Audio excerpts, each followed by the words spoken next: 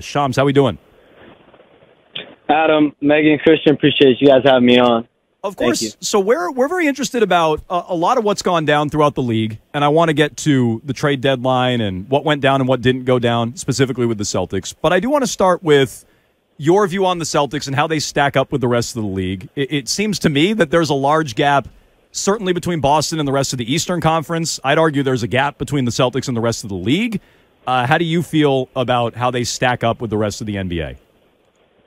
From the talent and continuity perspective, I mean, they're right in position to be the favorites, arguably, in the whole NBA. There's no question. And then when you look in the East, Milwaukee, the issues that they've been dealing with, and then you look at the issues that Philadelphia has now from a roster perspective with Joel Embiid out at least the next 1 to 2 months.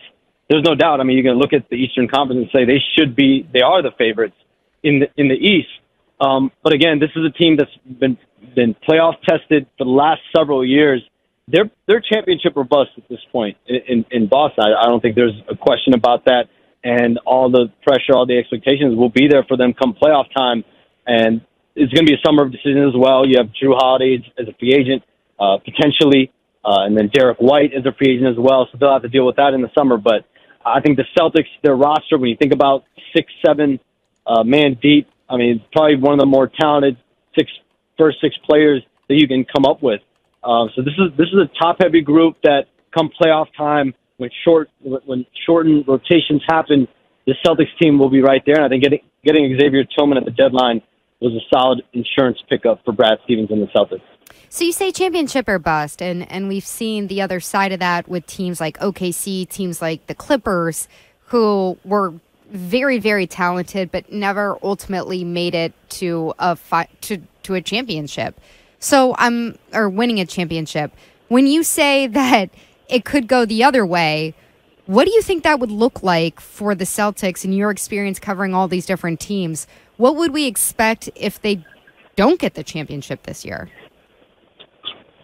Well, I think what Brad Stevens did last year when the team lost in the conference finals, it's a lot of just inward reflection, how to continue to tweak the roster. And when they traded away Marcus Smart to get Kristaps Porzingis in, I think there was a lot of questions culturally, defensively on the perimeter.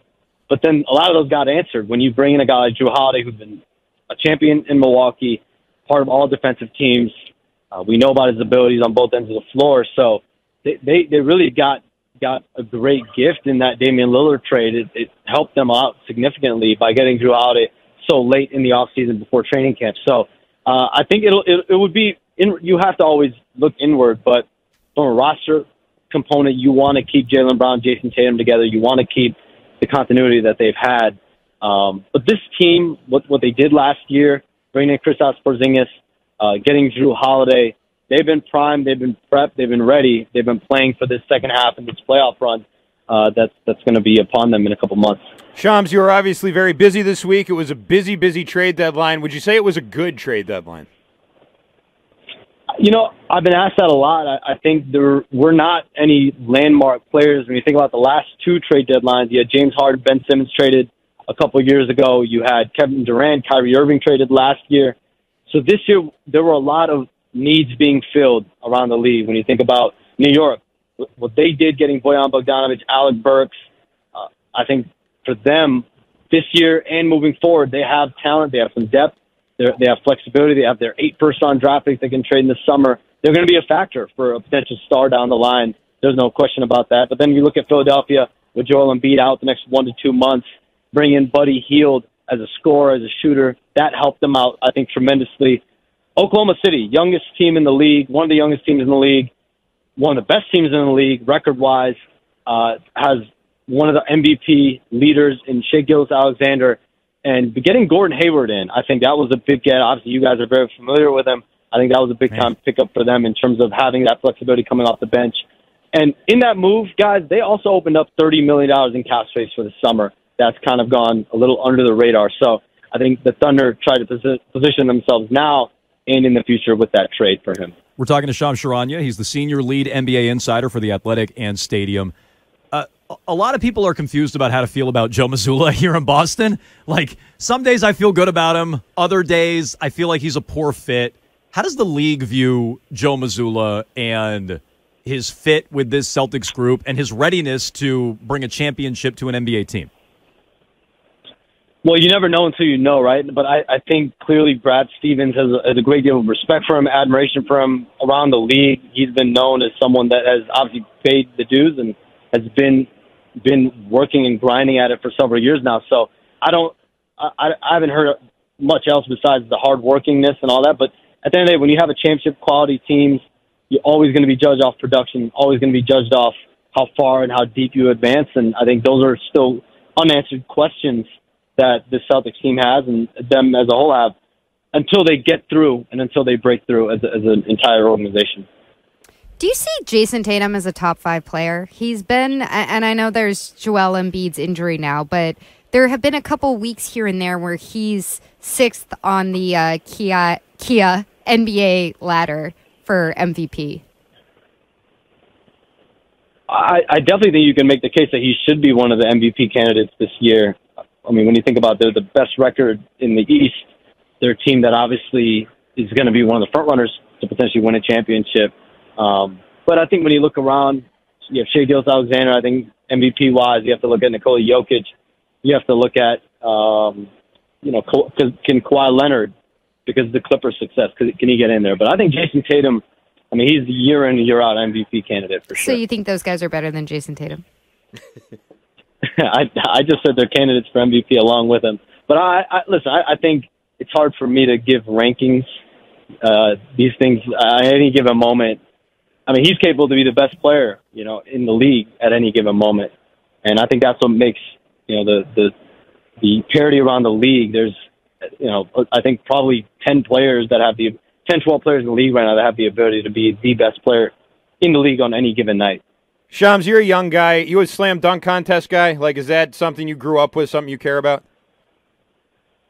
Definitely. I think they're definitely, back when I was growing up watching All-Star Saturday Night, it was about the dunk contest. Now I feel like it's gravitated a lot towards the three-point contest, but I think you can definitely feel a certain level of energy when the dunk contest has its moment, has its shine.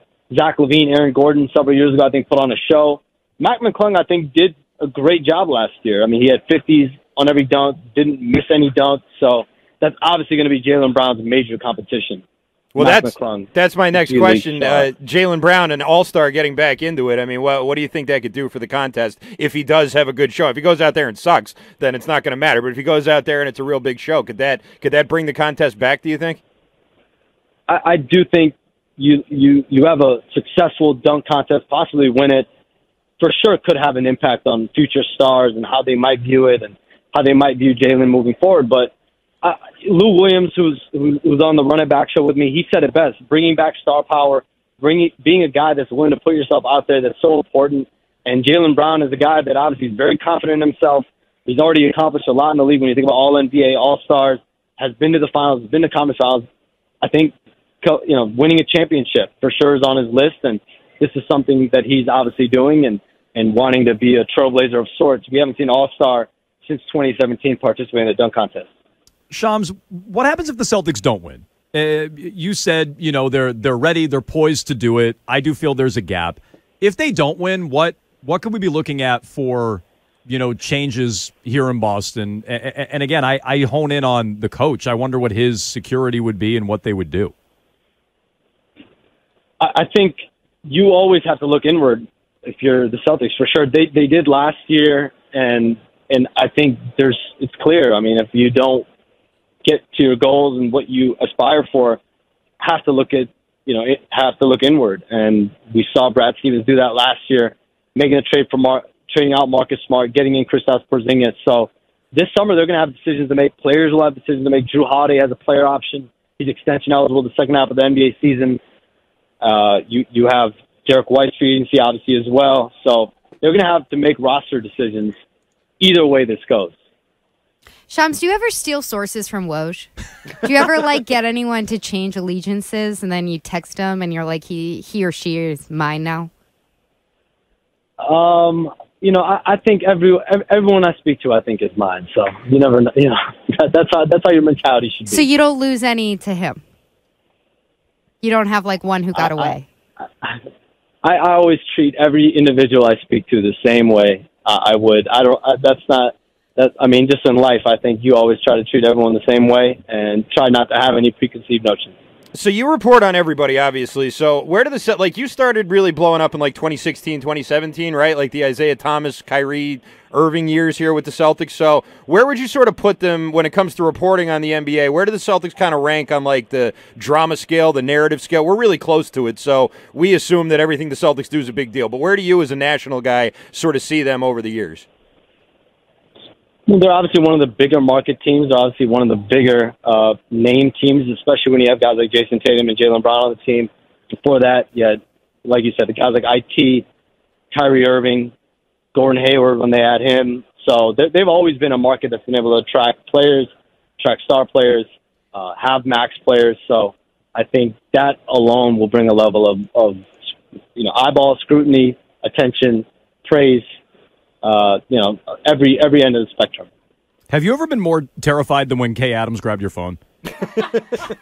I think that was up there for sure. Mostly because you never want your phone, to be seen on a camera. But amazing show to be on. I think Up and Adams is one of the best shows out there, and I think being a part of a show and doing anything with Kay Adams. You guys know Kay Adams. I think she does an amazing job. I think she, brings a great energy and spirit. Definitely one of the more unique shows I've ever been on, and I'm grateful to be a part of the FanDuel TV family. Okay, well, speaking of FanDuel TV, check out Run It Back. It is weekdays at 10 a.m. FanDuel TV, FanDuel TV Plus. Shams is a part of it, along with Michelle Beadle, Lou Williams, and Chandler Parsons. Shams, we appreciate the time. Thanks so much. Appreciate you all. Thank you. Thank you. Shams Charania, as all our guests, joins us on the Harbor One Hotline.